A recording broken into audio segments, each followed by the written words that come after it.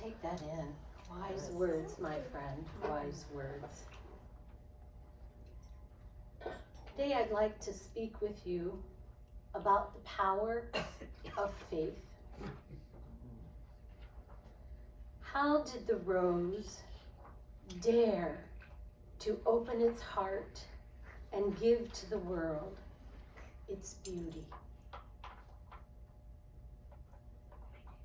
I thought a lot about it this week, this little nugget shared by Hafiz. Are we as brave? Do we dare to share the most intimate, the most vulnerable parts of ourselves? Are we able to articulate what we know, what we've learned, what we fear, what we dream of, what we hope for?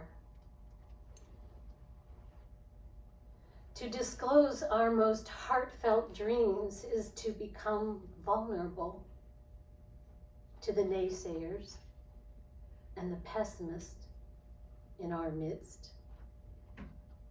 It takes courage. And yet we are reminded of the Bible story in which Jesus called forth the disciple Peter to walk to him across the stormy water. And Peter was filled with belief, and he was enabled to walk safely into the arms of Christ.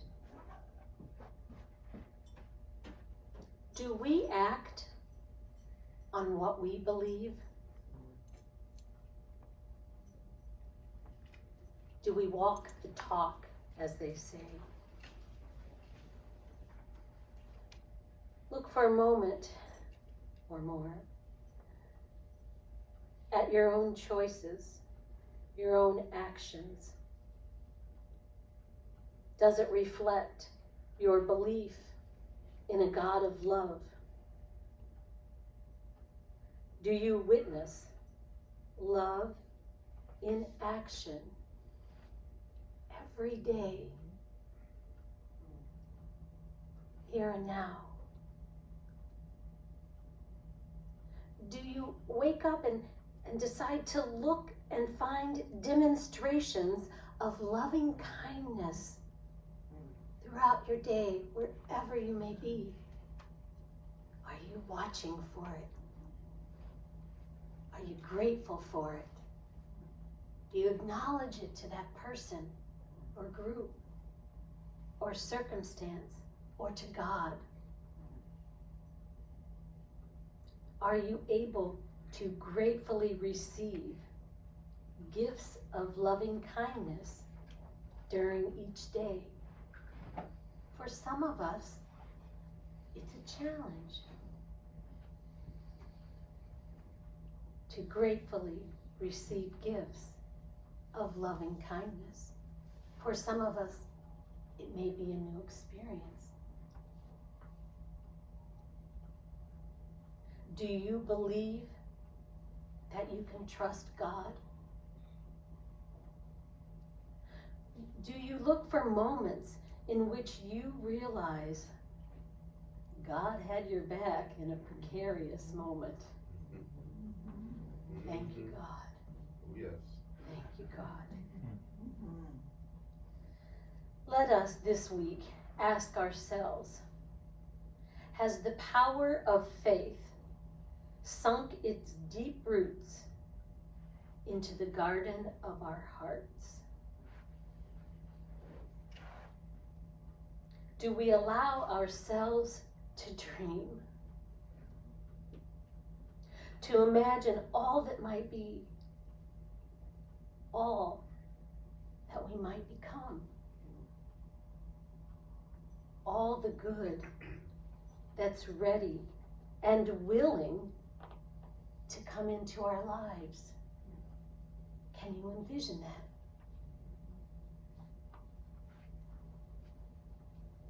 I was raised to believe that by simply being here, we become the recipients of God's bounty. My friends, we don't have to earn God's love and wisdom. We're only responsible for receiving it. Wait, what? This is unity, folks. In the unity field of thought, our mere birth entitles us to the kingdom. Our mere birth. We are all set up for all we need from the get-go. And our job is to claim it.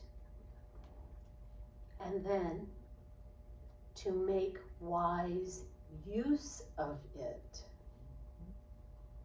Wise use of it.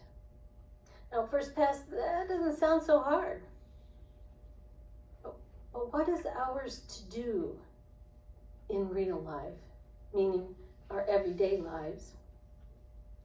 Because one thing I know is that just sitting around waiting for our happiness to be served up on a silver platter while we roll around in the mud of fear and woe is me mentality just won't cut it. I'm going to pause for a minute there because I sure can relate.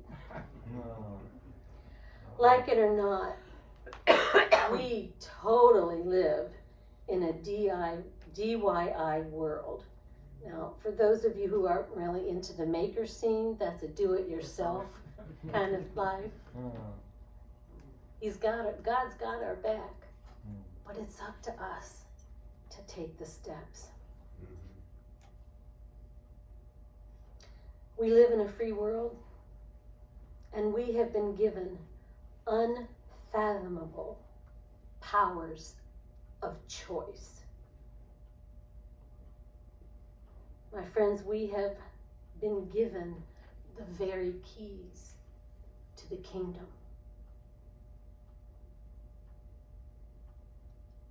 And I believe to the core of my soul that within each of us lives a creative genius, just waiting to be called into service. I ask you today, are you ready to hear your call? Do we have the faith? The what? Did you mean to say, are you clever enough? Are you lucky enough? Do you have friends in high places? No, that's not what I meant to say. Do we dare to have faith? Perhaps because it felt the encouragement of light against its being. And in time, it blossomed into the fullness of faith. May we do the same.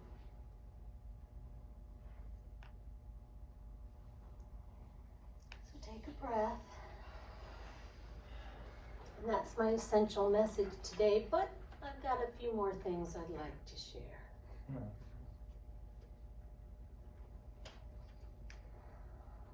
The founders of the International Association of Unity Churches, Charles and Myrtle Fillmore, identified 12 powers, or you can think of it as energetic pathways, with which we are each gifted.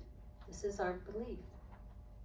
To understand the 12 powers, we need to understand that they are expressions of the one presence and the one true power, Christ, within each of us. They are useful tools for living mindfully and for calling on the power and wisdom we believe dwells within each of us. Each of the powers has been associated with one of Christ's disciples, with physical parts of our bodies, and with key tenets of the unity belief system, with colors and months of the year. This body teaching we call the 12 powers. It is my hope that together we can explore one of these powers each month. Today we have explored the disciple, Peter, in the month of January, representing the power of faith. Linked to the pineal gland located in our brain between the eyes and the ears. Faith is represented by the color blue. Oh. Good lights here. There we go. On a more personal note, this is a special day for me. Many of you know of my overcoming with the serious health challenge, bacterial meningitis. Since then, more than ever, I receive each day as a precious gift. Breathe with me. Always. Thank you. I am grateful for life itself and the enduring hope my faith has given me. As today is actually my birthday, What? I wanted to celebrate by sharing my faith with each of you. I hope you will make good use of my gift. If you would each take one. It's a packet of mustard seeds. For you know, you need but have the faith of the smallest of seeds to witness enormous miracles. From such a tiny, tiny seed, a sturdy, tall, tenacious, I want to take that word on, a tiny, tenacious plant will continue to grow. I say to you, my friends, namaste. Namaste.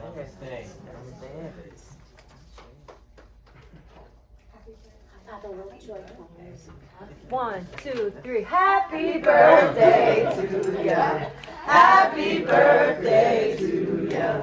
Happy birthday. Happy birthday to ya. Happy birthday